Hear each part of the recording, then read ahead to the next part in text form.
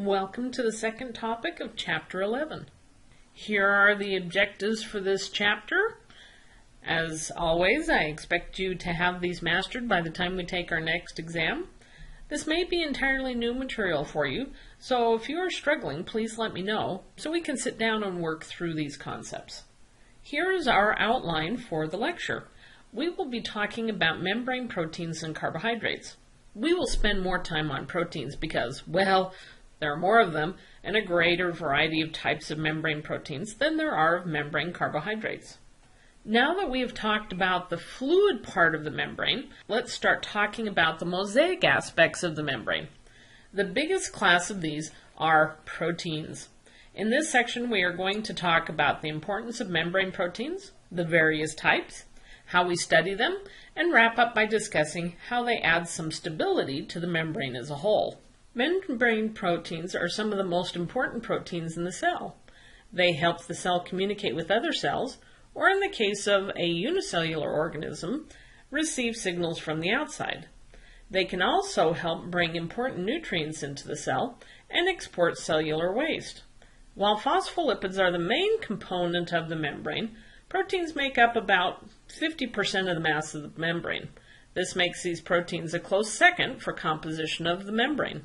Let's take a look at the four major classes of proteins that are associated with membranes.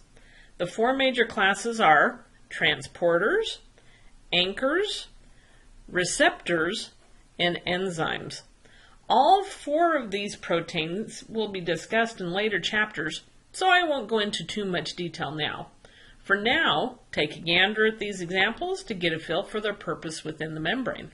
While I'm not going to discuss the function of the proteins right now in much detail, I am going to discuss in detail how these proteins are actually attached to the membrane. As you can see on the slide here, there are four ways that proteins can associate with the cell membrane. The first of these are transmembrane proteins. These proteins will span the entire membrane. These transmembrane proteins will almost always span the membrane as an alpha helix. If you remember back to our talk about protein structure, this makes sense. The alpha helix allows the protein to shield the hydrophilic regions from the hydrophobic regions of the membranes. Typically, these hydrophilic regions are the polypeptide backbone of the amino acid sequence, but these regions can also be hydrophilic R groups on the amino acid sequence. Besides shielding the hydrophilic regions, the alpha helix also allows the polypeptide to leave the hydrophobic R groups exposed to the outside of the bilayer. Most proteins traverse the membrane only once, but others form tube-like structures that can make pores in the membranes. Don't forget, while I said that most transmembrane proteins use the alpha helix conformation, that doesn't mean they all do. Some of the membranes can use a beta pleated sheet to traverse the membrane. The next type of structure we are going to talk about is the monolayer proteins. These proteins have similar structures to those of the transmembrane proteins. However, instead of spanning the membrane, the helix is on its side, firmly attaching the protein to only one side of the bilayer. These are the two types of structures that are embedded in the membrane. Proteins also have the ability to form covalent interactions with the phospholipids of the bilayer. These are known as lipid-linked proteins. All of these proteins that are directly associated with the membrane are known as integral membrane proteins. There is one more way that proteins can associate with the membrane, and these are called peripheral membrane proteins. These proteins attach to other integral membrane proteins. We will talk about specific examples of these throughout the rest of the semester, so for now, just remember the four types and the differences between them. How did we discover these proteins and figure out their shape and sequence? We used a lot of the techniques we discussed in Chapter 4, but membrane proteins are harder to extract than those found in the cytosol. Peripheral proteins are relatively easy to separate from the membrane. We can do this by interfering with the protein-protein interactions and separating the proteins from the membrane. However, to remove integral proteins from the membrane, we must disrupt the entire membrane. To do this, we use detergents. These detergents are very similar to household soaps, such as shampoo. The molecules are amphipathic and form cylinder-like structures known as micelles. These detergents then interact with the proteins and the phospholipids. This interaction disrupts the membrane and frees the integral proteins so that we can isolate them and study them.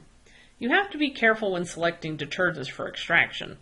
Some of these detergents can also denature the proteins. This would leave us unable to determine the structure of these proteins. Now let's look at an example of a membrane protein for which we have worked out the structure and function. Remember, there are not many membrane-bound proteins that we have identified the entire structure or function of. Our example membrane protein is Bacteriorhodopsin. This is a small transmembrane protein that helps Halobacterium photosynthesize. It is composed of 7 transmembrane alpha helices and contains a retinol molecule. When the sunlight hits the retinol molecule, the molecule shifts conformation and shuttle a proton across the membrane, creating a proton gradient that helps drive the action of ATP synthase downstream.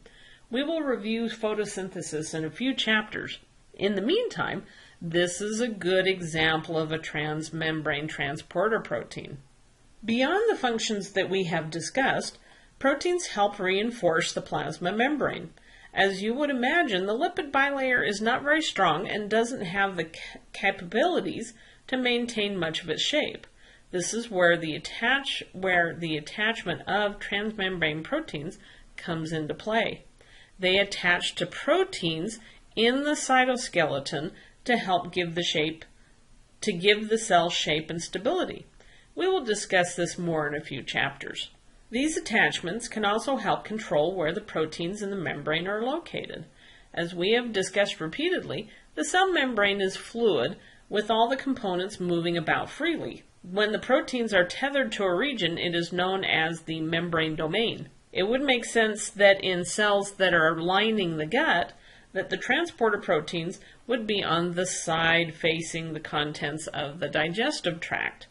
These proteins can be held in place by 4 main mechanisms: the cell cortex, the extracellular matrix, another cell, or through diffusion barriers such as tight junctions. We will discuss these plasma membrane proteins more in depth in the coming chapters. Now that we have talked about proteins, let's look at the role of carbohydrates in the plasma membrane. We have talked about glycolipids before in this class, but as a refresher, a glycolipid is a carbohydrate-modified lipid.